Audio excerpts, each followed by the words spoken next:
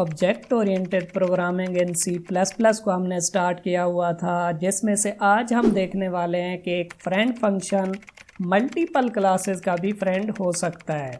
Friend function क्या होता है, फ्रेंड फंक्शन को हम किस तरह से यूज़ कर सकते हैं, इस पे मैं ऑलरेडी एक वीडियो बना चुका हूँ। अगर आपने वो वीडियो नहीं देखी तो उसका लिंक आपको डिस्क्रिप्शन के अंदर मिल जाएगा, आप चेकआउट कर सकते हैं। और आज हम देखने वाले हैं कि एक फ्रेंड फंक्शन मल्टीपल क्लासेस का भी फ्रेंड हो सकता है।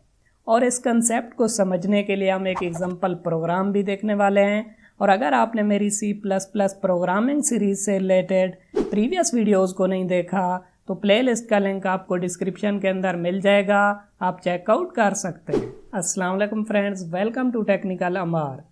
आज हम देखने वाले हैं कि एक फ्रेंड फंक्शन मल्टीपल क्लासेस का भी फ्रेंड हो सकता है। और यकीन माने ये काफ़ी अमेजिंग फीचर है, इसे मैं पर्सनली अपने एक प्रोजेक्ट में भी यूज़ कर चुका हूँ। फर्स्ट ऑफ ऑल हम क्या करेंगे, इसका एक कंसेप्ट देखेंगे, एक एग्जांपल प्रोग्राम देखेंगे।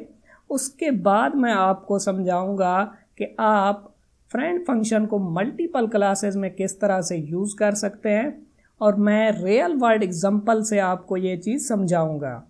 आप क्या करें, वीडियो को फटाफट से लाइक करें और हम चलते हैं डेव सी प्लस प्लस पे और इसे देखते हैं प्रैक्टिकली। फर्स्ट ऑफ ऑल हम क्या करते हैं कि एक एग्जांपल प्रोग्राम देख लेते हैं, जिसमें हम देखेंगे कि फ्रेंड फंक्शन मल्टीपल क्लासेस का भी फ्रेंड हो सकता है। उसके बाद मैं एक रियल वर्ल्ड एग्जांपल से आपको समझाऊंगा कि आपको फ्रेंड फंक्शन को कहाँ पे यूज़ करना चाहिए। तो मैं क्या करता हूँ, यहाँ पे एक क्लास बनाता हूँ x के नाम से, और हम क्या करते हैं यहाँ पे एक प्राइवेट मेंबर बना लेते हैं a। उसके बाद मैं क्या करता हूँ, यहाँ पे एक पब्लिक टाइप का फंक्शन बना लेता हूँ सेट नंबर, और इसमें हम क्या करेंगे कि एक पैरामीटर लेंगे इंट टाइप का, और हम क्या करेंगे कि a के अंदर उस वैल्यू को रखा देंगे। तो यहाँ पे मैं क्या करने वाला हूँ, x क्लास का एक ऑब्जेक्ट बनाने वाला हूँ x1। x1 से हम क्या करेंगे, सेट नंबर फंक्शन को कॉल करेंगे और इसमें पास करेंगे 5। तो क्या होगा कि x1 ने सेट नंबर फंक्शन को कॉल किया और 5 उसमें एज एन आर्गुमेंट पास हुआ। तो x में हम रिसीव करेंगे 5 को, और 5 को हम रखा देंगे a के अंदर। यहाँ पे a किसका a होगा, x1 का होगा, क्योंकि x1 यहाँ पे कॉलर ऑब्जेक्ट है। तो ये a किसका होगा, x1 का होगा। इसका मतलब ये हुआ कि x1 के a के अंदर वैल्यू आ जाएगी 5। उसके बाद मैं क्या करता हूँ कि इस क्लास को यहाँ से कॉपी करता हूँ और यहाँ पे पेस्ट कर देता हूँ। और हम क्या करते हैं, इस क्लास का नाम रखते हैं y, और यहाँ पे मेंबर वेरिएबल होगा b, और यहाँ पे भी मैं y रख लेता हूँ इसका नाम, और यहाँ पे भी, और यहाँ पे b में वैल्यू आएगी। तो अब मैं क्या करता हूँ कि y क्लास का भी एक ऑब्जेक्ट बना लेता हूँ y1, और y1 की मदद से हम सेट नंबर फंक्शन को कॉल करेंगे और 10 एज एन आर्गुमेंट इसमें पास करेंगे। तो क्या होगा कि यहाँ पे ये वाला फंक्शन कॉल होगा, और जो 10 है वो हम रिसीव करेंगे y के अंदर, और y को हमने रखा दिया b के अंदर, और ये b किसका होगा, y1 ऑब्जेक्ट का होगा, क्योंकि y1 ऑब्जेक्ट ने सेट नंबर फंक्शन को कॉल किया था। अब मैं क्या चाहता हूँ कि x1 के a के अंदर वैल्यू है 5 और y1 के b के अंदर वैल्यू है 10। अब मैं इन दोनों वैल्यूज़ को ऐड करना चाहता हूँ। तो उसके लिए मैं क्या करता हूँ, एक ऐड का फंक्शन बनाता हूँ। अब अगर मैं ऐड वाला फंक्शन इस क्लास के अंदर बनाऊँगा एज ए मेंबर फंक्शन, तो उसमें मैं a को तो एक्सेस कर सकता हूँ क्योंकि a इसका मेंबर है, बट उसमें मैं b को एक्सेस नहीं कर पाऊँगा। क्यों, क्योंकि b तो y क्लास का मेंबर है। और अगर ऐड फंक्शन को मैं y क्लास के अंदर बनाता हूँ तो मैं b को तो एक्सेस कर पाऊँगा, बट मैं a को एक्सेस नहीं कर पाऊँगा, क्योंकि वो तो एक्स क्लास का मेंबर है, तो यहाँ पे मसला होगा। अब अगर मैं मल्टीपल क्लासेस के मेंबर्स को एक्सेस करना चाहता हूँ किसी फंक्शन के अंदर, तो वो फंक्शन किसी क्लास का मेंबर नहीं होगा। ठीक है, क्यों? क्योंकि अगर वो मेंबर होगा वो तो उसी क्लास के मेंबर्स को एक्सेस कर सकता है, दूसरी क्लास के मेंबर्स को तो वो एक्सेस नहीं कर सकता। तो इसलिए हम क्या करेंगे, यहाँ पे बनाएंगे फ्रेंड फंक्शन। तो फर्स्ट ऑफ ऑल मैं क्या करता हूँ, यहाँ पे एक फंक्शन कॉल करता हूँ ऐड, और हम क्या करते हैं, दोनों क्लासेस के बाहर उस फंक्शन को बनाते हैं, और इसका रिटर्न टाइप मैं रखता हूँ वाइड।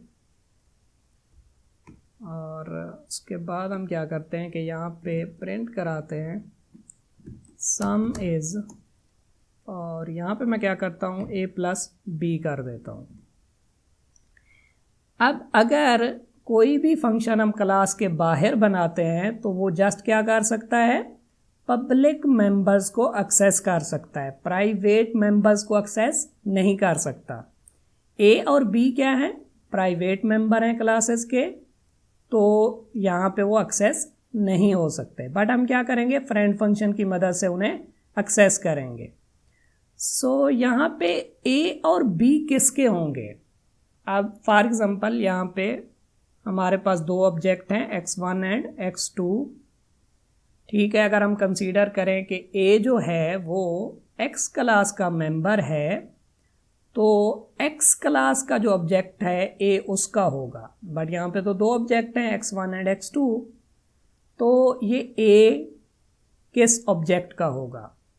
तो यहाँ पे क्योंकि फ्रेंड फंक्शन का कोई कॉलर ऑब्जेक्ट नहीं होता, लास्ट वीडियो में मैं काफ़ी डिटेल में समझा चुका हूँ, सो प्लीज़ आप वो वीडियो लाजमी चेकआउट करें कि फ्रेंड फंक्शन का कोई कॉलर ऑब्जेक्ट नहीं होता। अगर यहाँ पे फ्रेंड फंक्शन का कॉलर ऑब्जेक्ट होता जैसे कि x1 डॉट, तब तो ये a किसका होता, x1 का होता। ठीक है, बट क्योंकि फ्रेंड फंक्शन का कोई कॉलर ऑब्जेक्ट नहीं होता, क्यों? क्योंकि फ्रेंड फंक्शन क्लास का मेंबर फंक्शन नहीं होता। डॉट लगाकर हम क्या करते हैं, क्लास के मेंबर फंक्शंस को एक्सेस करते हैं, बट फ्रेंड फंक्शन तो क्लास का मेंबर फंक्शन नहीं है, तो इसलिए उसका कॉलर ऑब्जेक्ट भी नहीं होगा।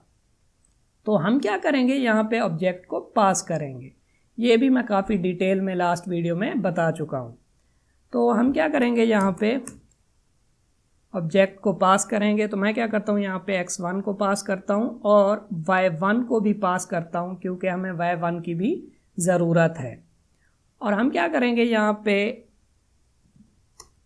x1 को रिसीव करने के लिए यहाँ पे x क्लास का एक ऑब्जेक्ट बनाएंगे, जो कि मैं बनाता हूँ x, और y क्लास का भी एक ऑब्जेक्ट बनाएंगे, जो कि मैं बनाता हूँ y। अब हम क्या कर सकते हैं कि x1 क्योंकि कॉपी हो चुका है x के अंदर, तो हम यहाँ पे लिख सकते हैं x1 डॉट a। ठीक है, तो ये x1 का a होगा, और यहाँ पे हम लिख सकते हैं y डॉट b, तो ये y1 का b होगा। बट अभी भी हमें एक एरर देखने को मिलेगा, क्योंकि ये जो फंक्शन है ये हमने क्लास के बाहर बनाया हुआ है। तो क्लास के बाहर अगर हम फंक्शन बनाते हैं तो उसमें हम क्लास के प्राइवेट मेंबर्स को एक्सेस नहीं कर सकते। तो इसलिए हमें क्या करना पड़ेगा, इस फंक्शन को बनाना पड़ेगा फ्रेंड फंक्शन, क्योंकि फ्रेंड फंक्शन क्लास के मेंबर्स को एक्सेस कर सकता है, प्राइवेट मेंबर्स को भी एक्सेस कर सकता है, पब्लिक प्रोटेक्टेड मेंबर्स को भी एक्सेस कर सकता है। तो हम क्या करेंगे, इसे क्लास का फ्रेंड बनाएंगे। तो मैं क्या करता हूँ, इसे कॉपी करता हूँ। हमें क्या करना पड़ेगा, डिक्लेयर करना पड़ेगा इसे क्लास के अंदर। तो यहाँ पे मैं आता हूँ और इसे यहाँ पे पेस्ट कर देता हूँ और सेमीकोलन लगाता हूँ। तो ये हमने कर दी डिक्लेरेशन। बट उससे पहले हमें यहाँ पे फ्रेंड कीवर्ड लगाना पड़ेगा कंपाइलर को बताने के लिए कि ये जो ऐड फंक्शन है वो एक्स क्लास का फ्रेंड फंक्शन है। तो अगर ये एक्स क्लास का फ्रेंड फंक्शन है तो ये ए को एक्सेस कर सकता है। इसी तरह हमें क्या करना पड़ेगा, वाई क्लास के अंदर भी इसे डिक्लेयर कराना पड़ेगा। तो मैं क्या करता हूँ, इसे यहाँ से कॉपी करता हूँ और यहाँ पे पेस्ट कर देता हूँ। तो अब ये y क्लास का जो मेंबर है b उसे भी एक्सेस कर सकता है, क्योंकि ऐड क्या है, y क्लास का भी फ्रेंड फंक्शन है। तो इस तरह आप क्या कर सकते हैं कि एक ही फंक्शन को मल्टीपल क्लासेस का फ्रेंड बना सकते हैं। जैसे कि ऐड, क्योंकि x क्लास का फ्रेंड फंक्शन है इसलिए ये x क्लास के मेंबर को यानी कि a को एक्सेस कर सकता है।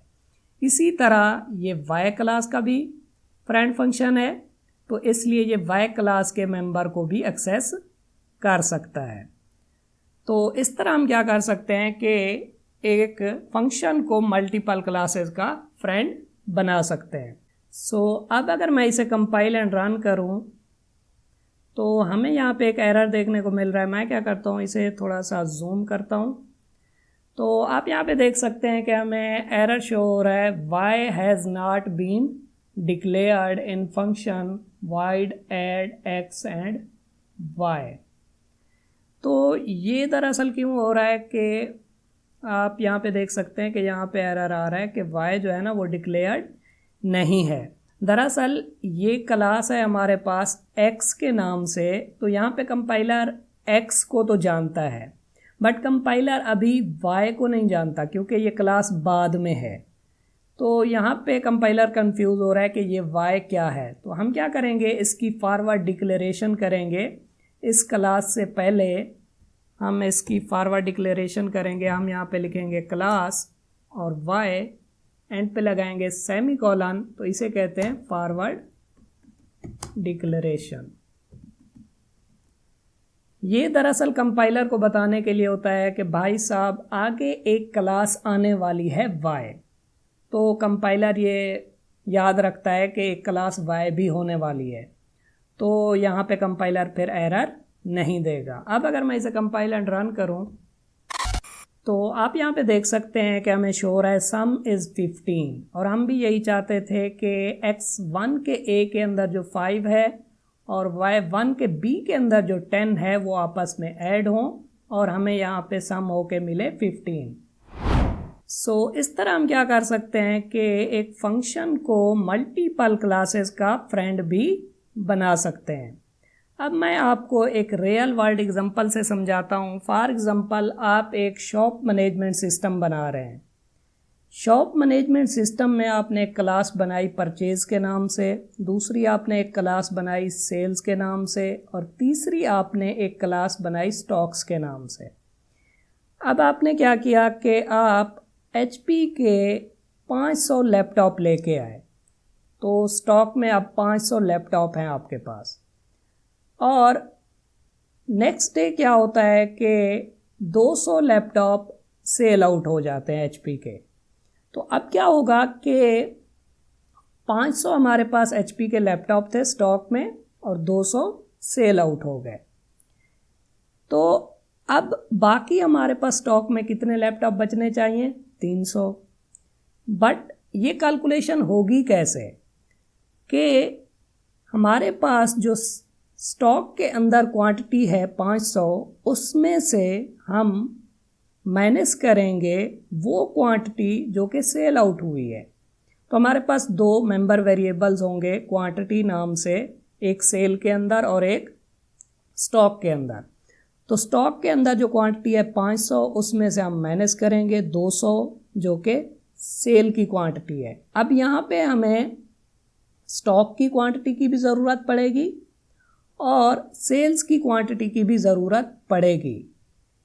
तो यहाँ पे हम एक मेंबर फंक्शन नहीं बना सकते, क्योंकि अगर हम स्टॉक के अंदर मेंबर फंक्शन बनाएंगे तो वो सेल की क्वांटिटी को कैसे एक्सेस करेगा, और अगर सेल के अंदर मेंबर फंक्शन बनाएंगे तो वो स्टॉक की क्वांटिटी को किस तरह से एक्सेस करेगा। तो यहाँ पे काम आएगा फ्रेंड फंक्शन। क्यों? क्योंकि फ्रेंड फंक्शन मल्टीपल क्लासेस का भी फ्रेंड हो सकता है। तो हम क्या करेंगे, उस फंक्शन को स्टॉक वाली क्लास का भी फ्रेंड बना देंगे और सेल वाली क्लास का भी फ्रेंड बना देंगे। तो अब हम क्या कर सकते हैं कि दोनों क्लासेस के मेंबर्स को एक्सेस कर सकते हैं। फ्रेंड फंक्शन से रिलेटेड और भी बहुत सी वीडियोस आने वाली हैं। सो आप क्या करें, मेरी C++ ट्यूटोरियल फॉर बिगनर्स वाली प्लेलिस्ट को यहाँ से एक्सेस करें। इसके अंदर आपको तमाम वीडियोस सीक्वेंस में देखने को मिलेंगी। और अगर आप जस्ट ऑब्जेक्ट ओरिएंटेड प्रोग्रामिंग से रिलेटेड वीडियोस को देखना चाहते हैं तो आप मेरी ऑब्जेक्ट ओरिएंटेड प्रोग्रामिंग वाली प्लेलिस्ट को भी यहाँ से एक्सेस कर सकते हैं। और अगर आप C++ से रिलेटेड एग्जाम्पल प्रोग्राम को देखना चाहते हैं तो आप मेरी C++ एग्जाम्पल प्रोग्राम वाली प्लेलिस्ट को भी यहाँ से एक्सेस कर सकते हैं। इस प्लेलिस्ट के अंदर मैंने तमाम टॉपिक से रिलेटेड एग्जाम्पल प्रोग्राम्स को क्रिएट किया हुआ है। सो कैसी लगी आपको वीडियो? अगर वीडियो अच्छी लगी हो तो वीडियो को लाइक करें और चैनल को सब्सक्राइब करें। Thank you.